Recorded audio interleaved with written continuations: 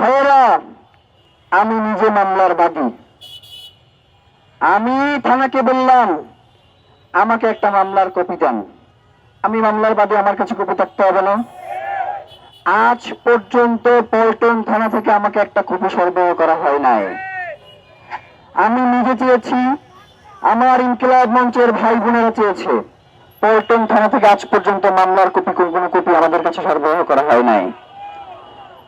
Number 3, এই যে chargesheet, এই চার্জশিট দাখিল করবে, সংবাদ সম্মেলন করবে, এটা আমরা জানবো না? আমাদের সাথে কোনো ধরনের যোগাযোগ না করে 6 তারিখে তারা একটা সংবাদ সম্মেলনের মাধ্যমে এই চার্জশিটকে জনগণের সামনে নিয়ে আসছে। মানে আমরা যারা হচ্ছে এই মামলার বাদী, তাদেরকে কোনো ধরনের চিঠি এবং মেসেজ না দিয়ে তারা মিডিয়ার সামনে এই চার্জশিটকে উপস্থাপন করেছে। এটা গেল 3 নাম্বার। 4 নাম্বার হচ্ছে এই চার্জশিট 12 তারিখে আদালতের পর্যালোচনা শুনানি হওয়ার কথা। ডিবি থেকে বলছে আমরা চার্জশিট পাঠিয়ে দিছি, আদালত বলতেছে আমরা চার্জশিট পাই নাই। 5টা পর্যন্ত তারা এই ধরনের কাহিনী করছে।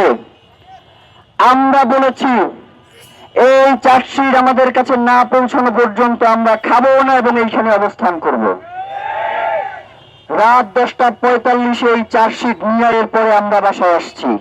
তার আগ পর্যন্ত আমরা বাসায় ফিরি নাই। এই রকমের প্রত্যেকটা পদে পদে প্রশাসনের পক্ষ থেকে আমাদেরকে সহযোগিতা করা হচ্ছে।